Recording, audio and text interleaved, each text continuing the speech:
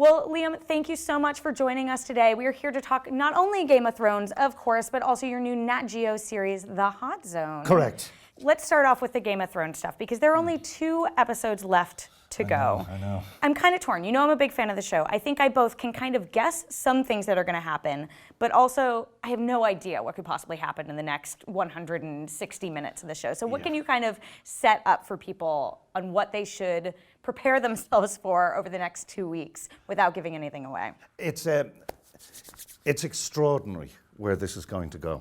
One of the things you have to remember, if people didn't feel the way you're feeling at the moment, in other words, kind of going, I have a theory, I think I know what it is, but I don't know. Where it is at the moment, nobody can predict it. You ask 100 people who's going to end up on the throne, 10 will say this, 5 will say that. And the fact that in storytelling terms, we've got you where we want you is really cool. And it's a real, I mean, we take it as a complete compliment that we've stumped people along the way. I am curious because we obviously saw Davos play a big role in the Battle of Winterfell, but last week when we see Varys and Tyrion kind of questioning whether Daenerys is a tyrant or a good leader, we don't get Davos's take. And I'm curious, post Battle of Winterfell, like, how do you think he feels about her as a leader? She's starting to show some weird signs of, I want this no matter what, whatever it takes. And the guys are going, oh, hold on, we don't want to be killing all the people we're trying to save. We don't, as they did in Vietnam, we burnt the village to save the village. And there's that kind of thing going on, and that's kind of where we are. But also the practicalities of trying to get Cersei out of there, the actual military side of things. Not only that, but already we're questioning the replacements. Right. So that raises the heat under this even more. But where it has to go, we've 2 more to find out. Well, that's the thing. A lot of people were noticing that Missandei is one word that she said to Daenerys, Dracarys, which means burn them, calls back to her father, the Mad King, who famously said, burn them all, which is what led to Jaime killing them. So it doesn't seem like a lot of happiness is ahead in the next 2 episodes. No, but I'm not sure. I think it's aimed at the people that were standing around her on top as opposed to take the place out. Because Missandei's character is a delightful, sweet, gorgeous, loyal human being. And I think Missandei was saying, don't worry about me, get rid of me, don't let me stop you doing the right thing. Watching this past episode and seeing Jon send Tormund away and Ghost away and even say goodbye to people like Sam, even thinking back to like Mira Reed last season, I'm like, is this the last? Are we already getting to the point where we're saying goodbye to characters who we won't see again in the show? I was asked about this before, is everything going to be okay at the end of this? And I kind of said, if we get a nice pink ribbon and wrap this whole story up in a bow, people will turn around after being challenged, having their morals questioned. I mean, me, even as a participant in it, there's a few times I've looked at this and kind of gone, what? But if we go from castle to castle and everybody's pouring wine and everybody's happy and people they'll kill us. I mean, a lot of people, myself included, were kind of surprised that, I say easy with air quotes, so please take that. It's not easy, but like the Night King was a situation where they were able to take him out, one big battle, and they defeat him, and all the whites disappear and that threat is gone. Yeah. How can you compare that resolution to kind of the one that is building with Cersei and Daenerys and Jon and kind of this trouble that seems to be brewing there? Yeah, they're not just dealing with, let's get rid of Cersei and everything will be hunky-dory. There's implications here. What are we putting in after that? And we have to make sure we don't make the same mistakes that has gone before. And who's going to be on the throne? It's still not obvious. I don't think anyone's going to be on the throne. I've heard that theory before as well. I don't know. Somebody has to be in charge, don't they? I guess. We'll see. We'll see. You look at me I know like you're asking me. I'm like, you tell me. Out of the corner of your head there. Yes, that's what we do. I know it was a couple weeks ago, but I do want to talk to you about the final scene between you and Carice, between Davos and Melisandre. Yeah. One thing that I really liked that Davos noted in this episode is that there's been so much emphasis on the Lord of Light and Melisandre's mission and all these things, and there are no answers in that episode. She disappears, and it's unclear. Did she disappear because she served her purpose? Was Arya Zora High? Like, what is it? Do you like that the show had all these questions that never got answered in that way? Do you like that kind of resolution between the two?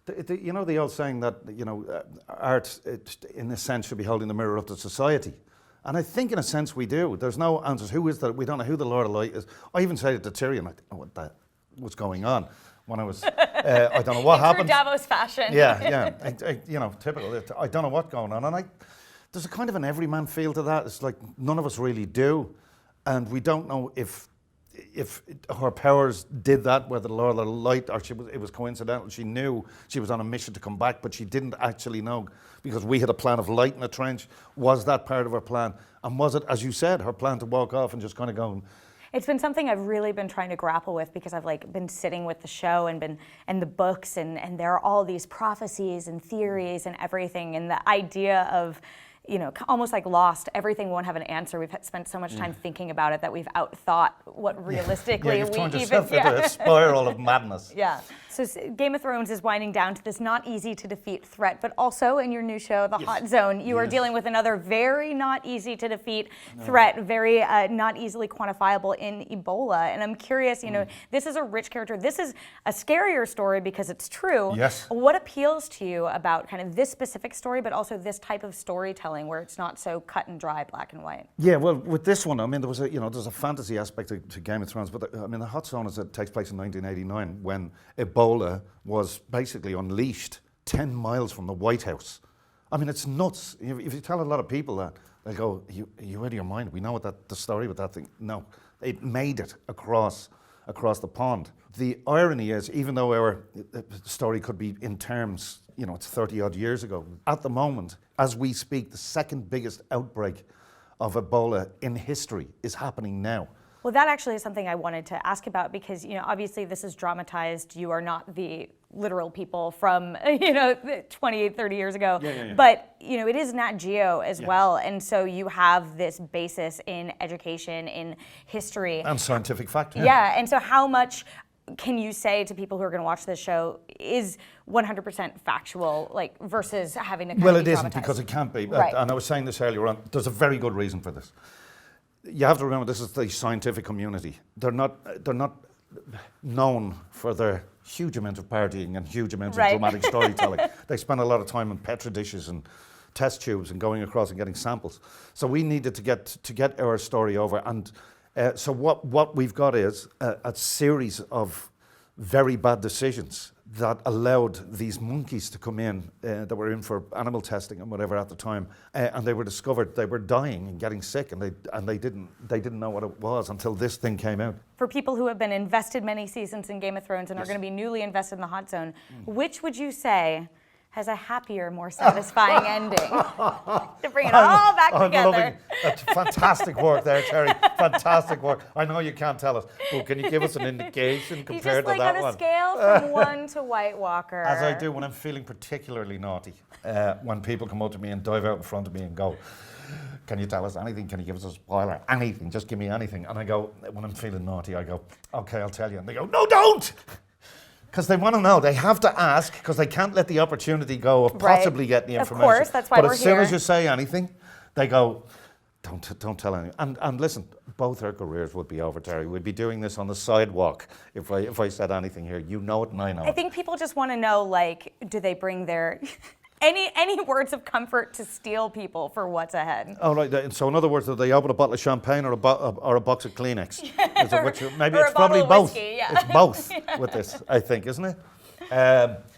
I'm just really interested to see what people think after it goes out. It's extraordinary. There are fantastic surprises coming. There are real stuff that what? There's lots of that coming in fantastic Game of Thrones tradition. I would say it's safe to say we're definitely going out with a bang. We're not going out with a whimper. I'm excited to see it. Well, Liam, thank you so much for taking the time to chat with us. Game of Thrones obviously airs Sunday. The Hot Zone premiering Memorial Day weekend. Yes. Over 3 nights, I believe. Over 3 nights. So be sure that is your perfect follow-up. Another very happy story to follow up Game of Thrones, of course. Thank you so much, Liam, for joining us today. Thank you, Terri.